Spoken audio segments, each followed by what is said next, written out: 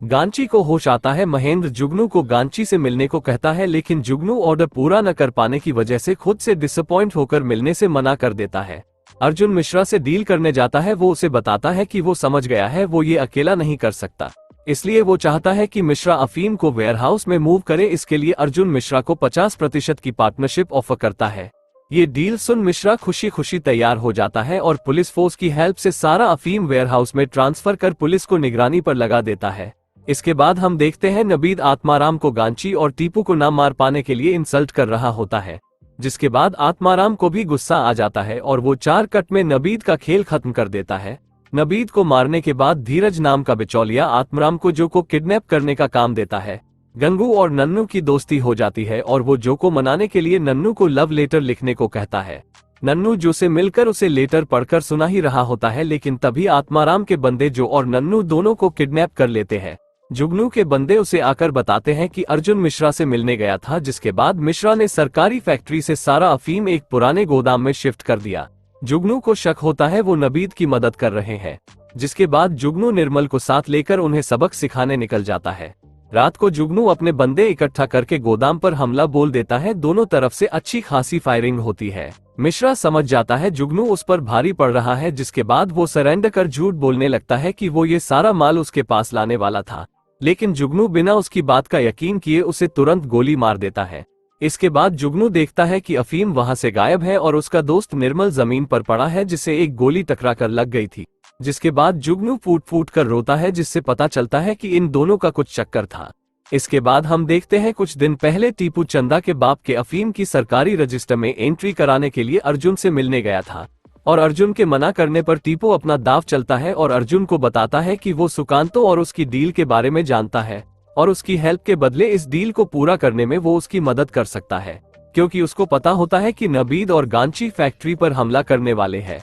अर्जुन राजी हो जाता है और टीपू के सुझाव के बाद ही मिश्रा से वो नकली डील करता है, ताकि मिश्रा अफीम की रखवाली करे और कुछ गड़बड़ होने पर टीपू बंटी के साथ माल लेकर 9-2-11 हो जाए। और बिल्कुल ऐसा ही होता है। जब जुगनू गोदाम पर अटैक करता है, टीपू और बंटी ट्रक ले जाकर जंगल में छुपा देते हैं। इसके बाद वो अर्जुन के दिए हुए नोट को सुकांतो को दिखाकर डील करते हैं और सुकांतो को अफीम का पता बता देते हैं। सुकांतो लोकेशन पर पहुंचकर देखता है कि वहां से ट्रक गायब होता है। सुकांतो अर्जुन को कांटेक्ट करने की कोशिश करता है, लेकिन अर्जुन फोन नहीं उठाता है।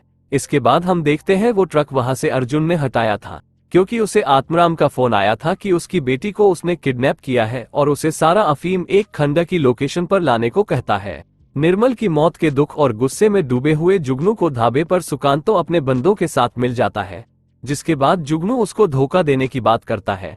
सुकांतो समझ जाता है जुगनू पागल हो गया है। इसके बाद सुकांतो बातों बातों में अपनी गन निकालकर जुगनू पर हमला करता है, जिसके बाद दोनों गैंग एक दूसरे पर फायरिंग करती है और उस फायरिंग में जुगनू के अलावा सब मारे जाते हैं। जिसके बाद जुगनू दोबारा गुस्से में सुकांतो को गोली मारता है। गंगू अपने दोस्तों के साथ किडनैपर्स का पीछा करता है और रास्ते में उन्हें चंदा मैम भी मिल जाती हैं। फिर वो तीनों पीछा कर आत्माराम के अड्डे पर पहुंच जाते हैं। चंदा गंगू के दोस्त को अपनी बिक्की देकर मदद लाने भेजती है। गंगू चंदा को बताता है उसके पास बाबू टाइगर की गन है, जो उसने मरते वक्त टीपू को देने को कही थी।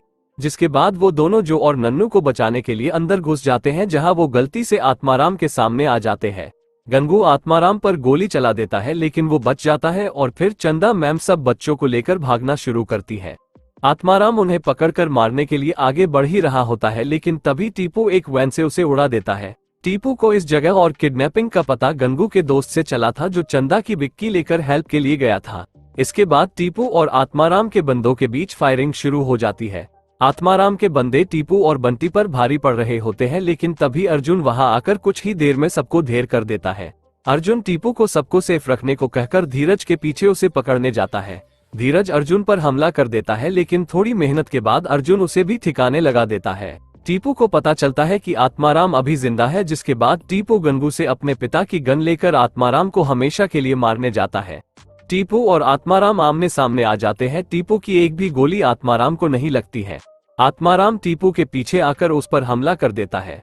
आत्माराम टीपू पर 3 कट मारता है और वो चौथा कट मारकर उसको मारने ही वाला होता है।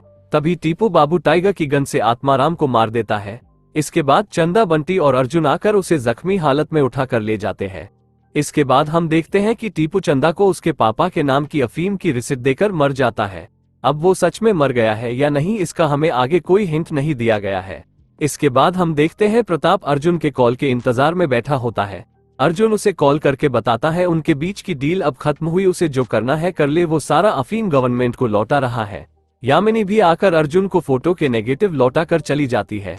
इसके बाद हम देखते हैं जुगनू लड़की के कपड़े पहन जुगनी बनकर गांची से मिलने आता है। वो एक्सेप्ट करता है वो कभी ऐसा बेटा नहीं बन पाया जैसा गांची चाहता है, इसलिए अब गांची को टेंशन लेने की कोई जरूरत नहीं है। अब वो खुद को एक्सेप्ट कर वो बनेगा जो वो हमेशा से बनना चाहता है और अब उसे गांची के तरीके से जीने की कोई जरूरत नहीं है। इसके बाद जुगनू एक तकिए से गांची का दम घोटकर उसे मारकर वहां से चला जाता है। इसके बाद हम देखते हैं आत्माराम का हाथ अचानक से उसके चाकू पर पड़ता है, इसका मतलब एक बार फिर वो अपनी किस्मत के चलते बच गया है। और बहुत सारी ओपन एंडिंग्स के साथ गन्स एंड गुलाब सीजन 1 का यही एंड होता है। अगर ये एक्सप्लेनेशन वीडियो आपको अच्छी लगी हो तो वीडियो को लाइक करें, शेयर करें और चैनल को सब्सक्राइब करना ना भूलें।